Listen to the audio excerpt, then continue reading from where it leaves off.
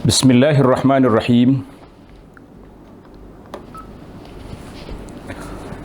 Alhamdulillahi rabbil alamin. Wassalatu wassalamu ala rasuli rabbil alamin. Nabiyyina wa habibina wa qudwatina Muhammad ibn Abdullah wa ala alihi wa sahbihi wa man sar ala nahjihi wahtada bihadihi wastanna bisunnati ila yaumiddin, amma ba'du. Yang dihormati Al-Fadhil Ustaz Zahir selaku penyelaras bahagian dakwah kuliah kita pada pagi ini, yang dimuliakan Al-Fadhil Tuan Imam Besar Masjid Negara dan semua imam-imam, pegawai-pegawai muslimin dan muslimat, para pelajar sekalian, Assalamualaikum warahmatullahi wabarakatuh. Alhamdulillah, pada pagi ini 11 hari bulan 9 2021 kita dapat meneruskan pengajian kita dalam kitab nama dia Anak Kunci Syurga. Kitab kita ni nama dia Anak Kunci Syurga. InsyaAllah kita akan mula dalam bab yang keempat. Bab yang keempat, sunat solat. Maknanya perkara-perkara sunat dilakukan di dalam solat. Bukan solat sunat. Itu je kita tengok. Dia panggil sunat solat. Mana perkara sunat? Kalau kata solat sunat itu lain.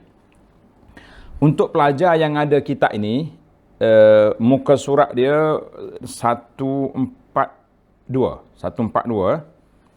Bagi pelajar yang ada versi lama, naskah yang lama yang turas itu, kan, muka surat, tengok dia punya lama, tengok bab perkara sunat tu, sunat solat.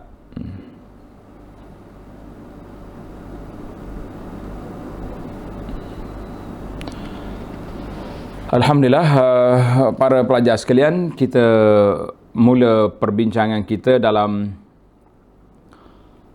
perkara-perkara sunat solat. Alhamdulillah.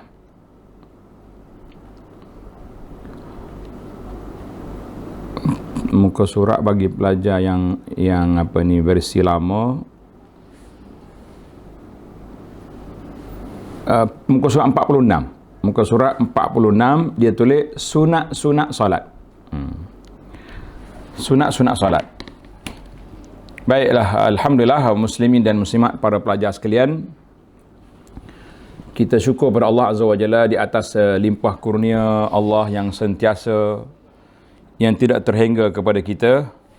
Dalam keadaan apapun kita, hendaklah kita sentiasa bersyukur kepada Allah Azza wa Jalla. Karena syukur itulah yang menjadi penambah kepada kebaikan yang sedia ada, dan syukur juga menjadi pengawal kepada nikmat yang sudah ada. Kata di para ulama, syukur hafizun wajalibun. Kalau pelajar yang suka tulis, syukur ini hafiz wajalib. Apa makna hafiz? Dia menjadi penjaga kepada nikmat yang sudah ada, wajalibun, dan menarik nikmat yang belum ada. Alhamdulillah. Maka kita mula kitab kita ini, insya-Allah para pelajar sekalian, bermula di muka surat 142, sunat solat. Dalam kitab lama ditulis sunat sembahyang.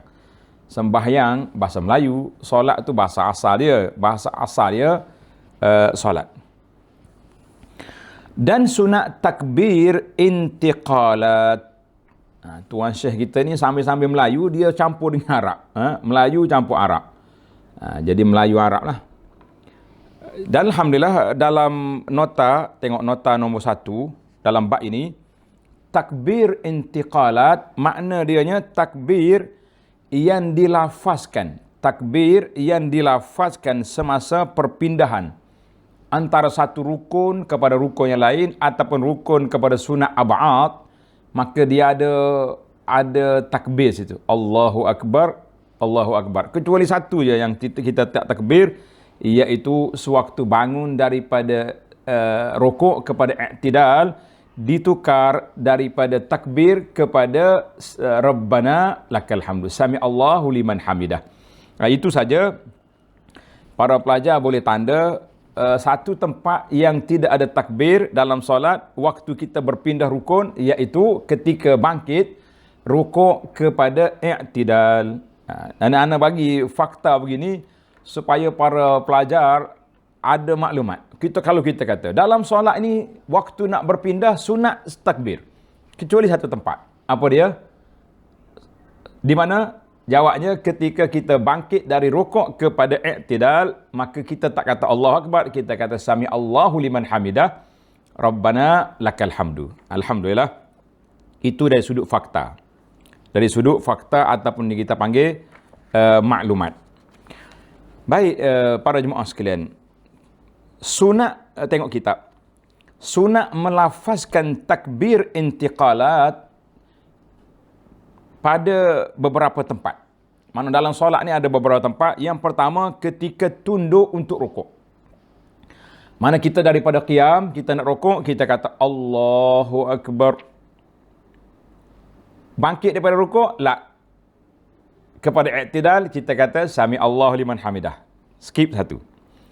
Tempat yang kedua, ketika turun untuk sujud yang pertama. Mana daripada i'tidal, nak turun sujud yang pertama, takbir. Yang ketiga, ketika bangun dari sujud pertama. Kita bangun daripada sujud pertama, Allahu Akbar, kemudian kita baca doa antara dua sujud. Yang keempat, ketika tunduk untuk sujud kedua. Maknanya kita turun nak sujud kedua, sekali lagi kita takbir. Dan yang kelima, ketika hendak qiyam bagi rakaat ketiga selepas tahiyat yang pertama. Kita nak qiyam daripada takbir yang ketiga, qiyam bagi rakaat ketiga selepas tahiyat yang pertama. Mana selepas kita habis tahiyat, kita nak bangun tu Allahu Akbar. Ini dia panggil ada 5 tempat. Manakah dalil ataupun sandaran kepada perkara yang telah kita bincangkan? Apa dalil, apa sandaran dia? Al-Imamul Bukhari rahimahullahu ta'ala dan juga Muslim. Dua imam ini telah meriwayatkan, dia kata apa?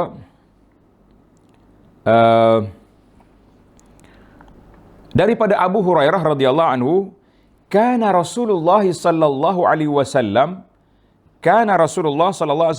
idza qama ila as-salati yukabbir hina yaqumu. Satu, saya terjemah satu-satulah kan. Anda rasa lebih menarik kita terjemah selalu, terjemah terus satu tempat kan. Adalah Nabi sallallahu alaihi wasallam apabila nak mendirikan salat, nak mula salat, Nabi kita yukabbir ketika dia bertakbir. Satu.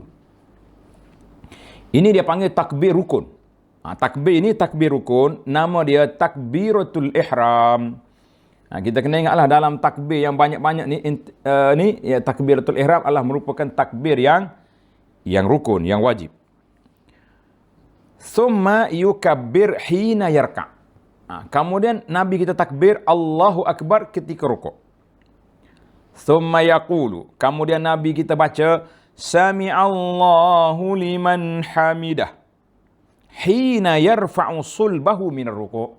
Ketika dia angkat belakang dia daripada rukuk nak bangkit ke i'tidal, Nabi kita baca sami Allahu liman hamidah. Summa yaqulu wa huwa qa'im, kemudian bila tegak berdiri, Nabi kita baca Rabbana lakal hamd. Kita sebut nanti dalam bacaan ini ada beberapa bacaan Rabbana lakal hamdu, Rabbana walakal hamdu, nanti tempat dia. Summa yukabbir hina yahwi. Kemudian Nabi kita takbir ketika dia turun ke mana? Untuk sujud. Summa yukabbir hina yarfa' ra'sahu. Kemudian baginda sallallahu alaihi wasallam bertakbir ketika angkat kepalanya untuk duduk antara dua sujud. Summa yukabbir hina yasjud. Kemudian dia takbir lagi bila nak sujud kali yang kedua. Summa yukabbir hina yarfa' ra'sahu, dia takbir lagi ketika angkat. Allahu akbar. Kalau kita bukan dia rakaat yang pertama, kita Allah akbar tu terus sampai berdiri. Kalau kita rakaat yang kedua, kita takbir sebab kita nak tahiyat awal. Takbir kerana apa? Sebab kita nak tahiyat awal. Summa yaf'alu dhalika fi salati kulliha hatta yaqdiha. Kemudian Nabi kita lakukan seluruh. Maknanya ini format rakaat yang pertama. Kemudian nanti rakaat yang kedua, rakaat yang ketiga, rakaat yang seterusnya ikut macam itulah. Itu maksud dia. Summa yaf'alu dhalika fi salati kulliha. Nabi kita sallallahu melakukan dalam solat dia semuanya sekali. Kita kata alhamdulillah. Wa yukabbir hina yaqumu min ath-thintaini ba'dal julus. Dia detail kat sini. Nabi juga bertakbir ketika bangkit setelah rakaat yang kedua, setelah dia selesai daripada duduk tahiyat awal. Nabi kita takbir untuk naik ke rakaat yang ketiga. Alhamdulillah, sangat jelas. Hadis ini sangat jelas. Pembahagiannya telah kita detailkan dalam nombor-nombor yang telah kita letak angka 5 tempat tadi. Kita kata sangat jelas di sini. Baik. Selesai kita takbir berapa tempat? Ada 5 tempat. Takbiratul intiqalat. Dia panggil takbir ketika berpindah daripada satu rukun kepada rukun yang lain ataupun daripada rukun kepada sunat ab'ad. Dalam mazhab kita ada satu lagi dia panggil sunat ab'ad. Sunat ab'ad. Alhamdulillah, sangat jelas di sini. Kemudian kita berpindah kepada khusyuk dalam solat. Allahu akbar. Ini di antara perkara yang menjadi idaman kita. Orang yang solat menjadi idaman, menjadi cita-cita kita, sehingga kan kitab yang kita baca kepada tuan-tuan dulu, nama dia Munyatul Musalli. Ingat tak? Kitab Munyatul Musalli. Nama dia Munyatul Musalli sebab apa? Makna dia cita-cita. Harapan orang solat. Kita nak apa? Bila kita solat, bermakna kita bermunajat. Kita berhadapkan muka kita kepada Allah Azza wa Jalla. Ketika itulah kita mencari khusyuk dalam solat. Kita nak solat kita ni khusyuk, solat kita ni diterima oleh Allah Azza wa Jalla, maka itu yang menjadi cita-cita dan harapan kita semua, insya-Allah. Baik. Firmanullah Ta'ala, baca dulu. Itu tak baru tajuk, khusyuk dalam solat. Apa makna khusyuk? Apa makna khusyuk dalam solat? Iaitu memberi sepenuh perhatian. Makna khusyuk artinya memberi sepenuh perhatian kepada solat yang ditunaikan. Maknanya daripada kita takbir, kita menjiwai bahawa aku sekarang ni sedang menghadapkan muka aku, wajah tu wajhiya lillazi, menghadapkan muka aku ni kepada Allah yang mencipta langit dengan bumi. Satu. Waktu kita baca pula bacaan, kita ingat Alhamdulillahi Rabbil Alamin sampai kepada ihdinas siratal mustaqim. Itu permohonan kita dengan Allah. Kita minta supaya Allah Ta'ala kabulkan apa yang kita pohonkan dalam solat. Dan di antara tanda khusyuknya hati seorang itu, tidak menggerak-gerakkan anggota badan yang banyak. Tidak menggerak anggota badan yang banyak. Sebab itu pernah sahabat ni ditengok seorang pemuda sedang solat, tapi dia bergerak banyak, bergerak sana, bergerak sini. Maka timbullah kata-kata, lau khasha'a qalbu hadza la khasha'at jawarihuhu. Dia kata, kalaulah si musalli, orang yang solat ini khusyuk, la khasha'at jawarihuhu, nasya anggota dia juga khusyuk. Para jemaah sekalian, kita kena ingat, apabila kita ni banyak bergerak, bermakna nas'alullah as-salamata wal afiyah, artinya hati tidak khusyuk. Sebab dia tidak fikir, dia tidak fokus, yang dia sekarang ini sedang menghadap kepada Allah Azza wa Jalla. Itu yang kita bimbang, yang kita takut. Kita sekarang ni solat kita fikir benda lain, tak fikir kepada Allah. La haula wala quwata illa billah. Baik. Lau khasha'a qalbu hadza, boleh tulis. Dia tak tulis, tuan Syekh kita tak tulis di sini, saya tambah. Kalaulah khusyuk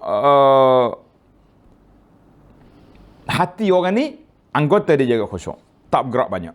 Ya, kecuali emergency. Contohnya kita tengah solat, tiba-tiba mari nyamuk gigit kita. Hai, gatal lah. Bolehlah kita menggaru. Itu lain ni, tak ada gatal, tak ada apa. Asyik garu sana, garu sini, tengok sana, tengok sini. Kadang-kadang imam baca panjang sikit, boleh juga dia tengok jam. Lama. Ini menunjukkan bahawa hilang kekhusyukan kita. Nas'alullah as-salamata wal afiyah. Firmanullah Ta'ala dalam surah Al-Mu'minun, ayat 1 dan 2. A'udzubillahi minasyaitonirrajim. Bismillahirrahmanirrahim. Qad aflahal mu'minun alladzina hum fi salatihim khashi'un.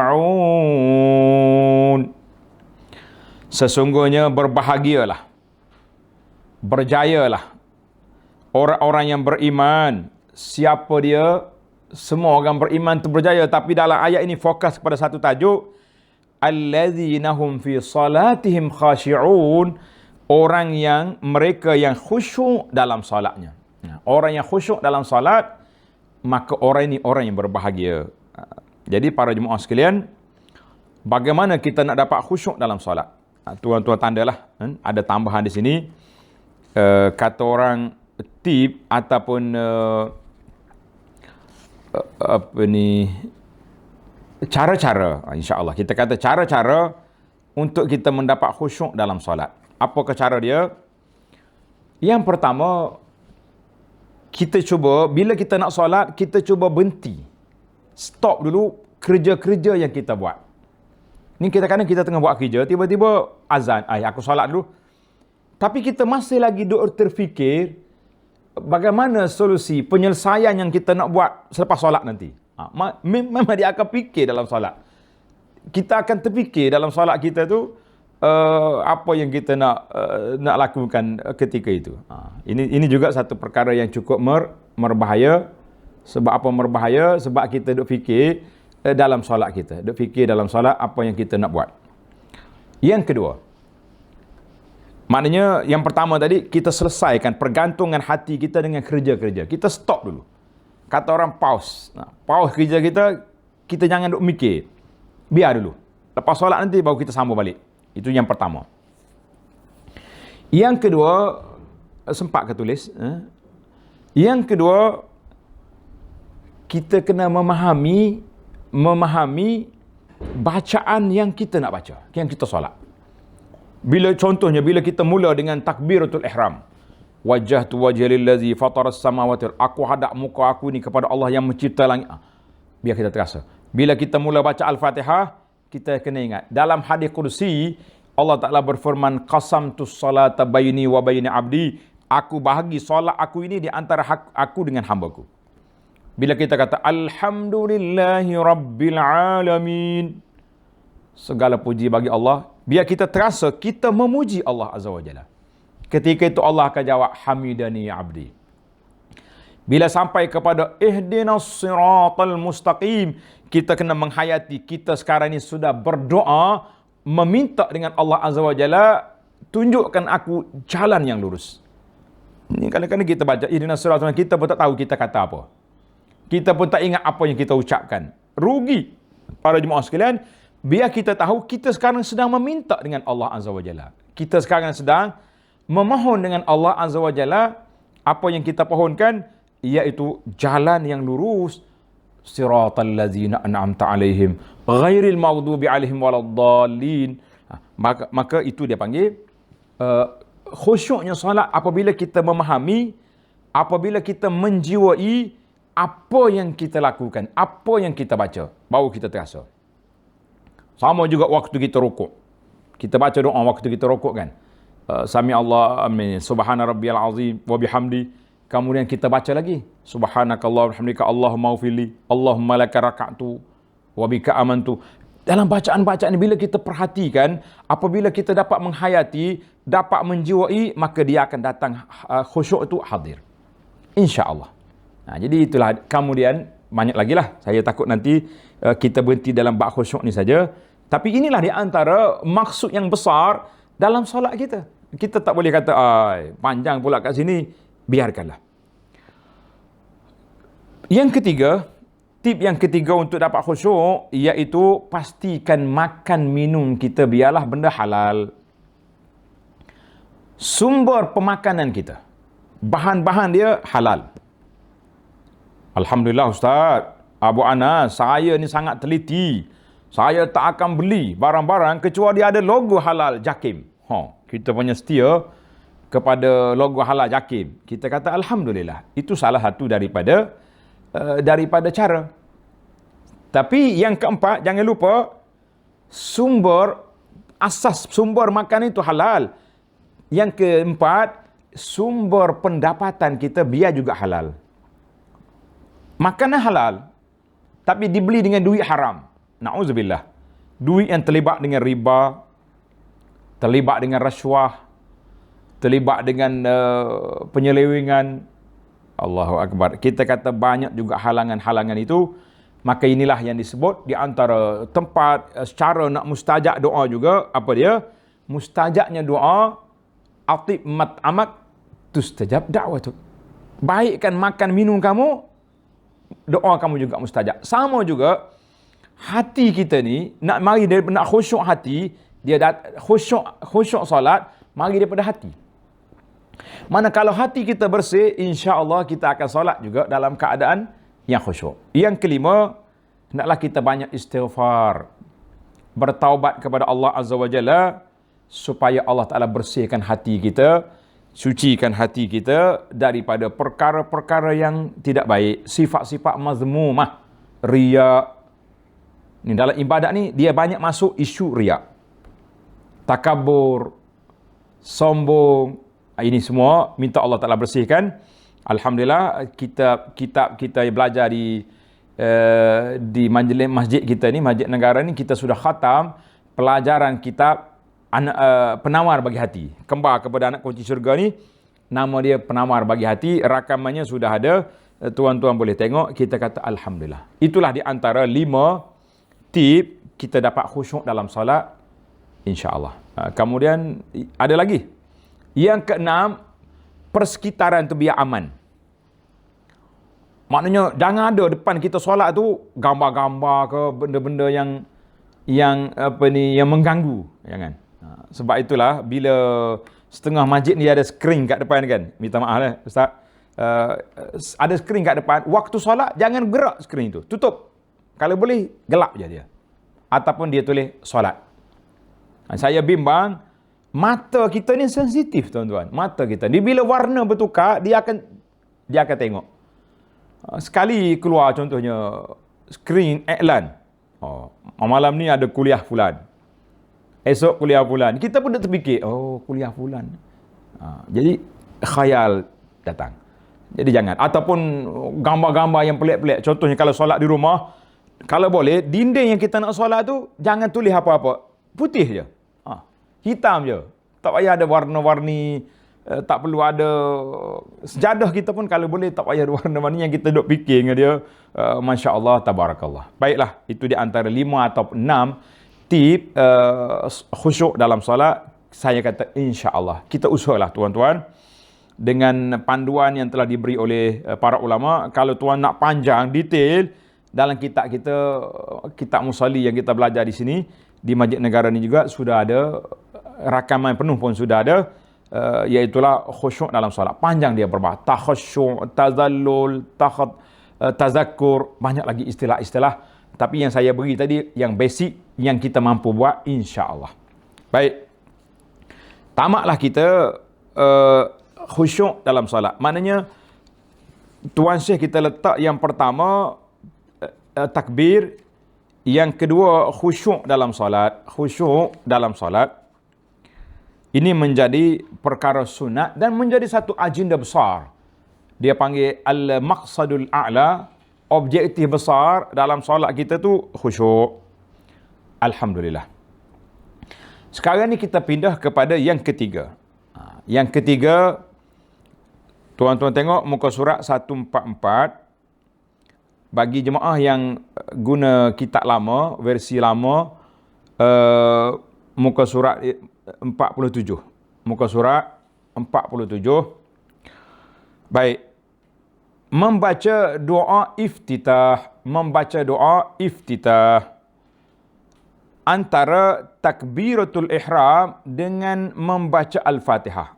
Baca doa iftitah antara takbiratul ihram dengan baca Al-Fatihah. Tuan-tuan tengok. Doa iftitah ni sunat.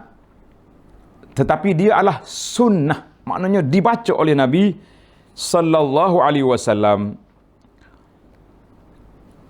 Al-Imam Abu Hurairah radhiyallahu anhu berkata, Rasulullah sallallahu alaihi wasallam diam sebentar di antara takbir dan bacaan Al-Fatihah. Bila Nabi takbir, Allahu Akbar, Nabi berhenti seketika, senyap. Abu Hurairah pergi tanya Rasulullah sallallahu alaihi wasallam. Dia kata, "Ya Rasulullah, apa yang baginda tuan baca ketika itu? Antara takbir dengan Al-Fatihah, senyap sekejap, apa yang dibaca?"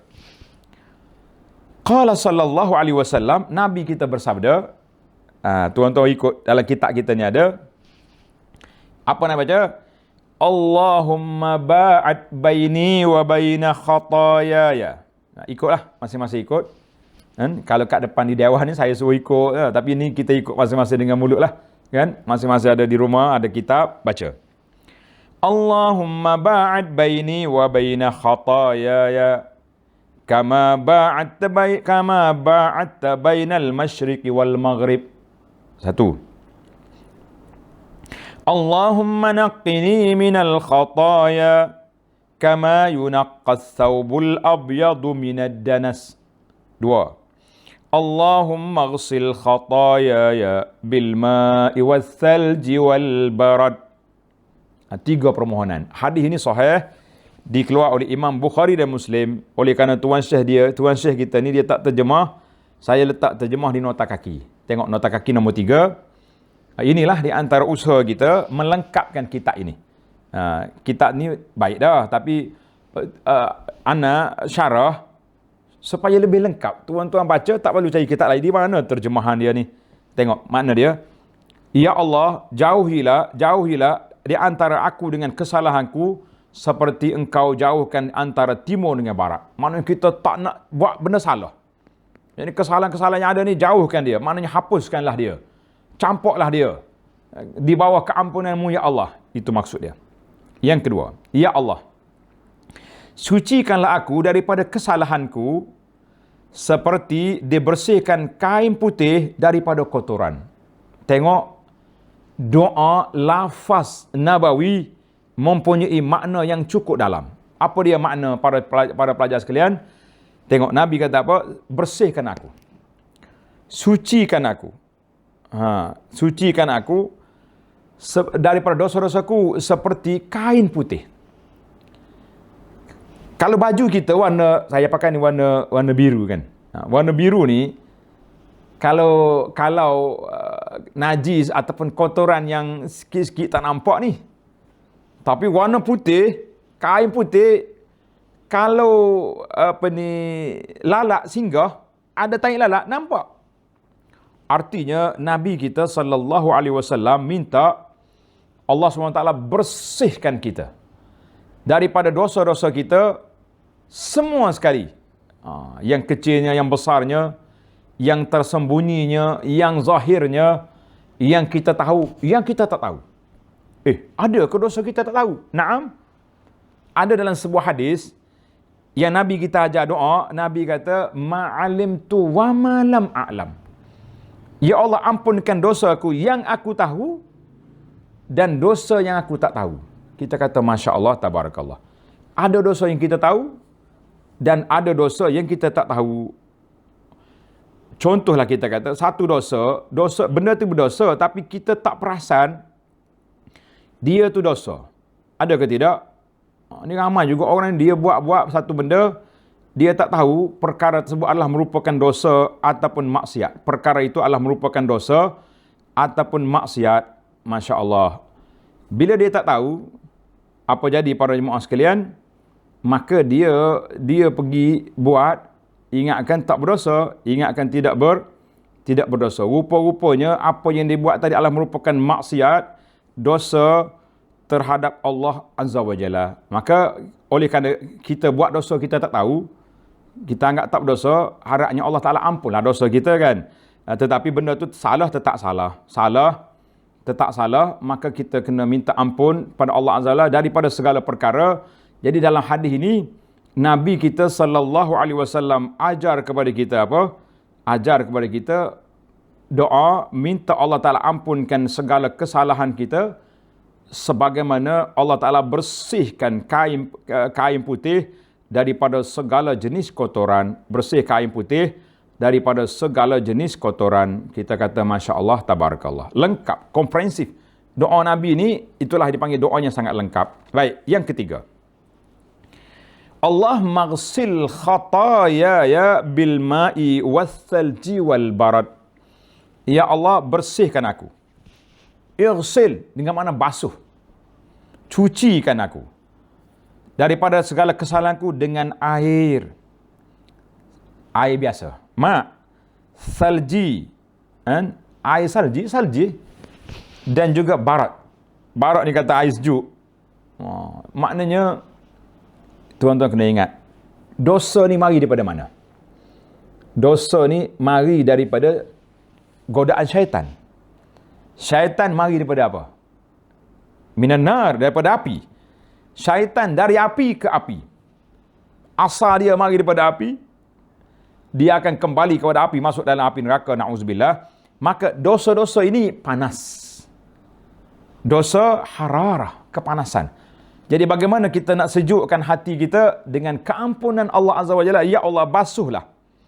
Cucilah dosa-dosaku dengan air sejuk, dengan air salji, supaya hati kita bersih, hati kita tenang. Masya Allah, Tabarakallah. Jadi Tuan Syekh bawa kepada kita dalam kitab ni satu je doa iftitah. Alhamdulillah. Cuba tuan-tuan tengok di nota kaki, muka surat 145. Saya tambah lagi doa-doa yang ma'thur yang ada dalam hadis Nabi sallallahu alaihi wasallam tentang doa iftitah ini. Doa iftitah ini antaranya. Antara doa iftitah yang biasa dibaca oleh masyarakat kita, kita belajar dari kecil lagi. Yang pertama, bila kita takbir Allahu Akbar, kita baca doa Allahu Akbar kabira walhamdulillahi katsira wa subhanallahi bukratan wa asila. Ya Allah, Tuhan yang maha besar, dengan sebesar-besar seagung-agungnya, segala puji bagi Allah dengan pujian yang banyak. Maha suci Allah pada waktu pagi dan petang, bukratan wa asila. Jadi kita ingat, waktu kita takbir itu kita baca. Kalau subuh, pagi, bukratan, petang, asila, dua-dua terlengkap. Maknanya kita mengagungkan Allah Azza wa Jalla dengan seagung-agungnya, sebab Allah yang menciptakan langit dan bumi. Hadis ini sahih diriwayat oleh Imam Muslim dalam sahihnya. Alhamdulillah. Bacaan yang kedua yang juga menjadi amalan hafalan kita daripada kecil lagi kita hafal doa ni, kita kata alhamdulillah. Doa ni tuan-tuan dah hafal daripada kecil lagi. Maka apa yang kita nak baca, tengok dalam kitab. Wajjahtu wajhiya lilladzi fatara as-samawati wal ard hanifan musliman wa ma ana minal musyrikin. Inna salati wa nusuki wa mahyaya wa mamati lillahi rabbil alamin la syarika lah wa bidzalika umirtu wa ana minal muslimin. Maksudnya aku hadapkan mukaku. Mana bila kita Allahu Akbar, nanti kita sampai angkat tangan nanti, kita tengok cara-cara angkat tangan bertakbir. Kita begini, kita angkat tangan Allahu Akbar. Kemudian kita declare mengisytiharkan wajah tu, aku hadapkan muka aku ini. Kepada siapa? Kepada Allah yang telah menciptakan langit dan bumi. Dalam keadaan tunduk dan menyerah diri. Dan aku bukanlah dari golongan orang-orang yang musyrik. Na'udzubillah. Sesungguhnya solatku. Ini perisytiharan kita. Solatku, sembelihanku, hidupku, dan matiku hanyalah untuk Engkau ya Allah, Tuhan semesta alam. Tidak ada sekutu baginya. Dan dengan demikian itulah aku telah diperintahkan, aku termasuk di kalangan orang-orang yang berserah diri. Hadis ini juga sahih, diriwayatkan oleh Imam Muslim. Kita kata para pelajar sekalian, kita kata Alhamdulillah, itu di antara bacaan-bacaan yang ada. Kemudian kita masuk kepada bacaan yang disebut oleh Tuan Syekh dalam kitab kita ni. Alhamdulillah, Tuan Syekh letak satunya, bacaan dia,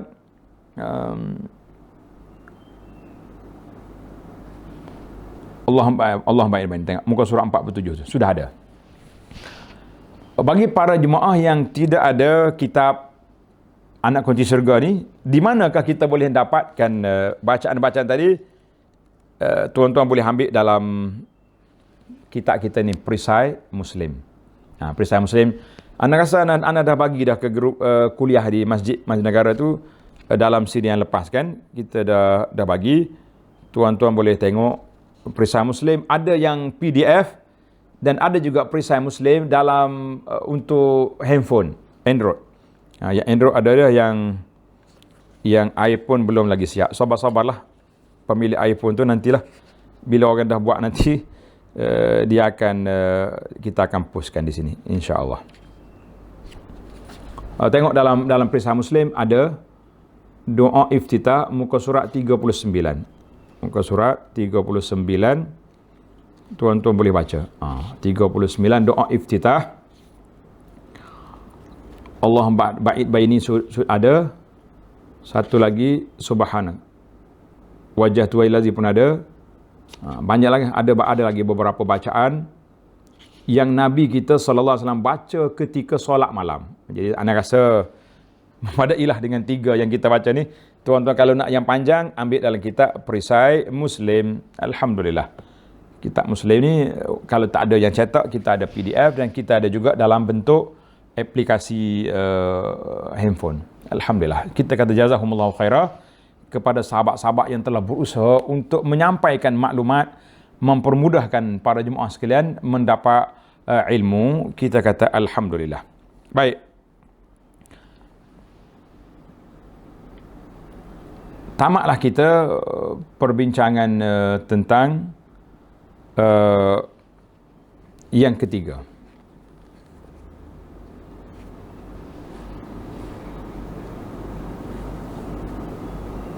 Kita pergi pada yang keempat.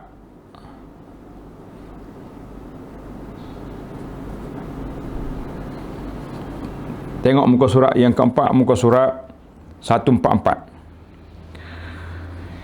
Membaca at-ta'awuz. Apa makna ta'awuz? Makna baca a'udzubillahi minasyaitanir rajim. Ataupun dalam ta'awuz dengan makna memohon perlindungan dengan Allah Azza wa Jalla daripada gangguan syaitan yang direjam. Apa yang kita nak baca? Tuan-tuan kena ingat. Kita baca a'udzubillahi minasyaitanir rajim. Untuk maklumat para pelajar,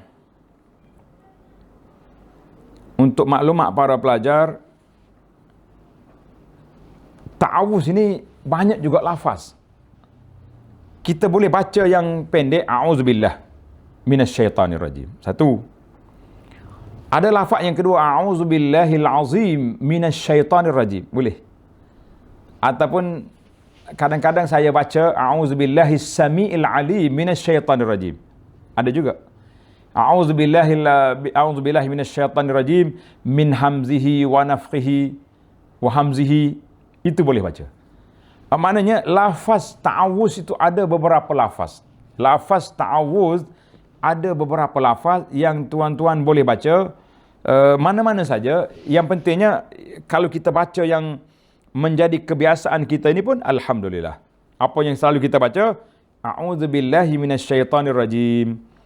Apa dia maksud a'udzubillahi minasyaitonirrajim? Ya Allah, aku minta berlindung denganmu daripada gangguan syaitan yang direjam. Ambil di mana lafaz itu?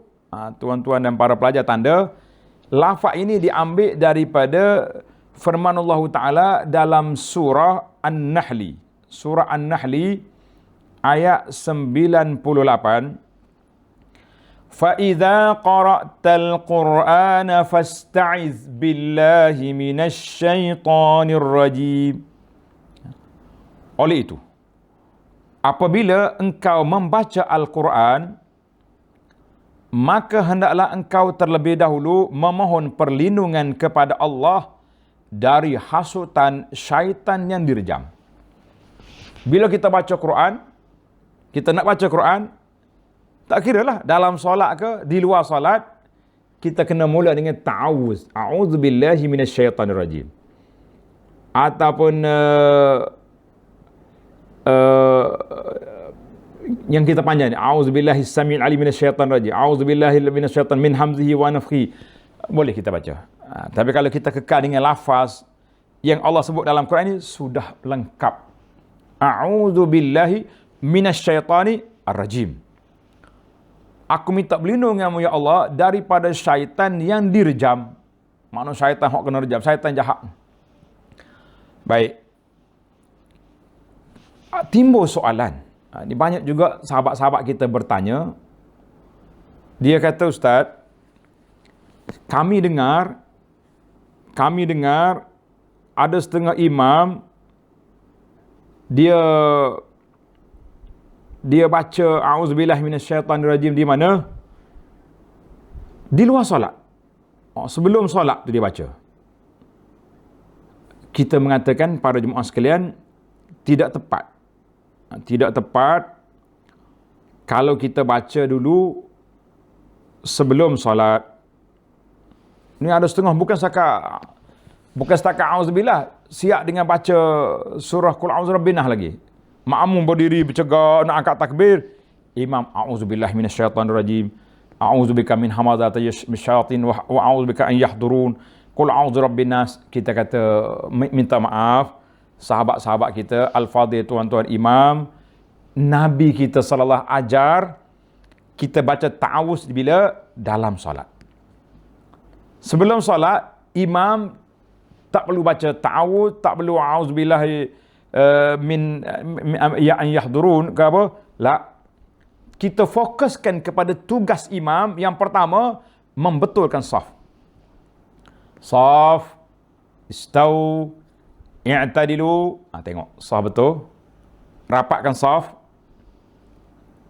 Waktu PKP ni, jarakkan saf. Tak apalah, insya-Allah. Kita doakan insya-Allah PKP ni akan berakhir dalam masa yang dekat. Kita sama-sama doakan insya-Allah. Allahumma rfa' hadzal waba'. Ya Allah, angkatlah wabak ini daripada negeri kita, daripada negara kita, bahkan daripada seluruh negara umat Islam, daripada seluruh dunia ini ya rabbal alamin. Amin. Itu kerja imam. Pastikan sah betul. Pastikan sah rapat. Tidak ada yang bengkang-bengkok. Mari zaman kita hari ini pula kena tambah satu lagi. Pastikan handphone tuan-tuan dan puan-puan para jemaah di-silentkan. Tambah. Selepas pada itu, imam pusing ke depan, ke arah kiblat. Tak ada. Takbir. Niat. Allahu Akbar. Takbir. Baca doa iftitah. Kemudian baru baca doa. Baru ta'awuz. A'udzubillahi minasyaitanirrajim. A'udzubillahi samiil alim minasyaitanirrajim. Perlahan. Dia tak baca kuat. Walaupun dalam solat malam. Jangan pula bila solat malam. Saya belajar tadi. Ustaz kata, ada hadis. Allah Ta'ala sebut dalam Quran. Bila nak baca Quran, fasta'iz billah, kita pun kuat. A'udzubillahi minasyaitanirrajim. Bismillah. Ta'awuz dibaca perlahan sama dengan doa iftitah. Doa iftitah kita ni dibaca kuat ke perlahan? Dibaca perlahan. Ta'awuz juga dibaca secara perlahan. Itulah alhamdulillah para pelajar sekalian jelas kepada kita. Kemudian barulah kita baca surah Al-Fatihah. Bismillahirrahmanirrahim. Baca Al-Fatihah sampai sudah Al-Fatihah. Waladdallin amin. Kemudian bila kita nak baca pula ayat lain, nak baca surah lain, kita ulang balik a'udzubillahi minasyaitan secara perlahan, kemudian baca surah. Tengoklah kalau kita baca tengah-tengah surah macam imam-imam hafiz, memadailah dengan baca ta'awuz. A'udzubillahi minasyaitanir rajim. Sayaqulu as-sufaha'u minan nasi ma wallahum 'an qiblatihim allati kanu 'alaiha. Cukup. Alhamdulillah. Jelas di mana tempat ta'awuz dalam solat, bukan sebelum solat. Minta maaflah, kita sekarang ni ada kata-kata yang menarik, biasakan yang betul, betulkan yang biasa. Ini di antara new normal dalam sebahagian daripada tempat solat kita yang kena ada. Alhamdulillah. Kita berpindah kepada yang kelima. Yang kelima, menghayati bacaan-bacaan dan zikir dalam salat. Ini termasuk dalam sunat dan cara apa? Untuk meraih khusyuk salat. Untuk meraih khusyuk salat, iaitulah kita kena menghayati bacaan-bacaan dan zikir dalam salat. Menghayati bacaan dan zikir dalam salat sebagaimana firman Allah Ta'ala dalam surah Sad ayat 29. Tengok, saya nak baca ayat, saya baca ta'awuz. A'udzubillahi minasyaitanir rajim. Kitabun anzalnahu ilaika mubarakun liyadabbaru ayatihi wa liyatadhakkara ulul albab. Inilah kitab. Mana kitab? Al-Quran ini. Kami turunkan kepada kamu dengan keberkatan. Mubarakun. Kitab yang penuh dengan keberkatan. Untuk apa? Allah Ta'ala sebut di sini objektif. Matlamat diturunkan Al-Quran liyadabbaru ayatihi. Yang pertama, supaya untuk mereka perhatikan tadabbur ayat-ayatnya. Penting sekali para jemaah sekalian, kita tadabbur Al-Quran. Alhamdulillah, kuliah kita di masjid ni sudah ada kelas Al-Quran, kelas tadabbur. Tuan-tuan ikutilah. Alhamdulillah, apa yang dianjurkan itu baik, kita teruskan. Kan? Para jemaah sekalian, itu di antara objektif. Yang kedua, waliyatadzakkara ulul albab, dan supaya orang yang berakal mengambil iktibar daripada ayat. Jadi kalau kita setakat baca saja, kita dapat faedahnya sedikit. Minima faedah. Kita nak, bagaimana nak maksima faedah Al-Quran itu kepada kita, yang Allah Ta'ala namakan kitab ini, Zalikal kitabu la raiba fi hudan lil muttaqin. Quran ini tidak ada syak ragu padanya, hudan lil muttaqin, menjadi petunjuk kepada orang yang bertakwa. Para ulama Islam mengatakan, tak ada dalam kitab, tuan-tuan boleh tanda, cara baca Quran itu 3 cara. Cara bacaan Al-Quran dengan 3 cara. Yang pertama, qiraah lisaniyah. Kita baca dengan lidah. Bismillahirrahmanirrahim. Alhamdulillahi Rabbil Alamin. Ar-Rahmanir Rahim. Itu dia panggil bacaan yang pertama. Ini tahap 1. Tahap 1 ni, kalau kita dapat buat, Alhamdulillah. Tuan-tuan belajarlah kelas Al-Quran. Jangan malu. Ni ada setengah orang kata, saya ustaz, saya ni pangkat besar. Sekarang ni dah pencen. Nak pergi belajar dengan ustaz-ustaz yang muda-muda ni malu. Pergi cari orang tua belajar. Malu dengan orang muda. Apa masalah kita? Tak mahu orang tua, cari orang muda. Baik. Cuma eloknya kalau boleh mengaji Quran ni, oleh kerana belajar Quran dia perlu syafahi. Setiap hari ni kita kena belajar sebutan, mulut ke mulut, kena tengok, kena perhati. Maka saya syorkan supaya kalau kita laki-laki kita belajar dengan ustaz, yang perempuan belajar dengan ustazah. Barulah interaksi kita tu lebih, orang panggil lebih rapat lah, insya-Allah. Itu yang pertama. Yang kedua, bacaan qiraah qalbiyah ini. Qiraah qalbiyah ini dia panggil tadabbur. Tadabbur Al-Quran, kalau kita tak tadabbur, kita tak tahu apa. Tuhan turun Quran untuk apa? Untuk baca. Saya dah baca. Dengar pula ustaz cakap, sakit tu baca ni, sakit ni baca ni, sakit ni baca ni. Semua ayat Quran telah dibagikan daripada kepala sampai kaki untuk dibaca. Orang sakit kepala baca ni, sakit lutut baca ni, batas tum sakit. Kita kata Quran tidak diturunkan sedemikian. Tetapi Allah namakan Al-Quran syifa. Wa nunazzilu minal Qur'ani ma huwa syifaa'un linnas. Allah kata aku turunkan Quran ini sebagai penawar. Dia tak kata dawa. Tengok tuan-tuan, ini ilmu tadabbur. Saya sentuh sikit. Minta maaf lah kalau tak berjalan banyak muka surat kita ni, tapi kita berjalan dengan ilmu, insya-Allah manfaat lebih besar untuk kita menjiwai, menghayati Al-Quran yang ada di tangan kita ni. Allah kata apa? Syifa. Al-Quran ini syifa. Syifa ni penyembuh. Kata di para ulama tadabbur, berbeza dengan dawa, ubat. Nabi kata sallallahu alaihi wasallam bersabda, innallaha anzala da'an wa anzala ma'hu dawa. Allah Taala turunkan kepada umat dia manusia ini penyakit, pada penyakit. Dan Allah turun juga ubat.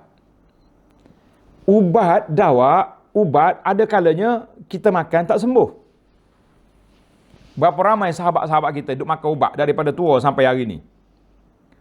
Ubat kencing manis, ubat darah tinggi, ubat jantung, ubat tu, ubat ni. Tak sembuh.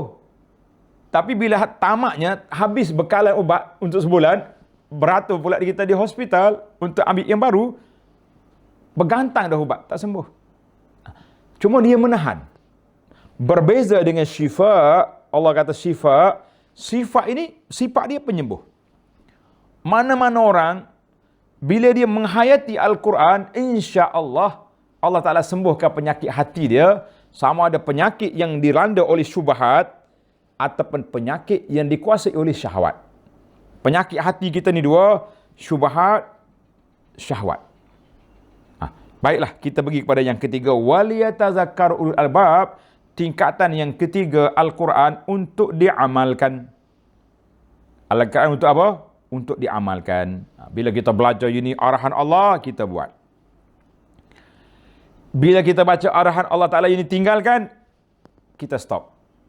Itulah yang dikatakan baca Quran itu melalui 3 dimensi. Baca dengan lidah, itu tahap pertama.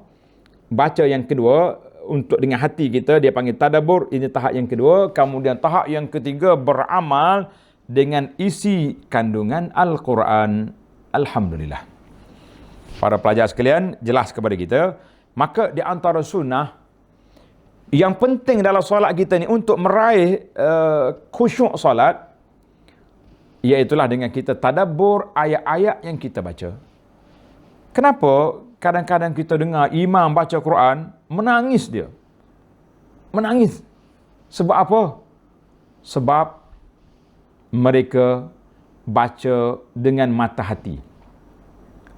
Bila baca dengan mata hati, dia faham, dia menghayati, dia menjiwai, maka ketika itu mereka akan sedar nikmatnya memahami Al-Quran itu, sebab dia akan memberi penawar kepada hati kita. Alhamdulillah. Baik. Tajuk tentang Quran ni panjang, kita tengok dalam kuliah khas untuk dia lah. Ini saya sebut satu je. Di antaranya, Tuan Syekh kita sebut, Syekh Abdul Qadir, menghayati bacaan-bacaan Al-Quran yang kita baca dan zikir-zikir dalam solat.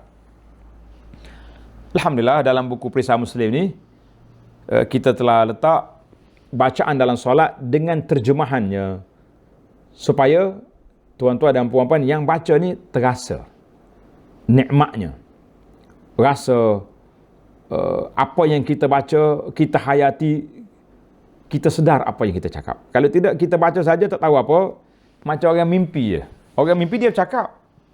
Bila sedar tidur nanti, awak kata apa tadi dalam mimpi? Bagaimana aku tahu? Kita pun lepas solat, tak tahu apa yang kita puji Allah, apa yang kita puja Allah, apa yang kita minta dengan Allah, kita pun tak tahu. Kita kata, Masya Allah, Tabarakallah, ini di antara kepincangan yang berlaku di dalam amalan solat kita. Karena itu, kita nampak kesan amalan solat itu tidak begitu kuat. Berbeza. Kan dalam Al-Quran Tuhan sebut, Inna salata tanha anil fahsya'i wal munkar. Sifat salat itu mencegah, menghalang daripada melakukan fahsya, benda keji dan benda mungkar. Sifat salat mencegah daripada melakukan perbuatan fahsya wal munkar, benda keji dan mungkar. Tapi kenapa kita tengok orang yang pergi ke mahkamah didakwa perbuatan-perbuatan mungkar dan maksiat, ada kepiah atas kepala? Dia orang solat juga. Sebab solat dia tidak menghalang dia daripada perbuatan keji dengan mungkar, dengan sebab kita solat, beberapa SOP solat tidak dipatuhi. Mudah-mudahan Allah Ta'ala beri kepada kita khusyuk dalam solat, insya-Allah. Wa sallallahu ala nabiyyina Muhammad wa ala alihi wa sahbihi ajma'in.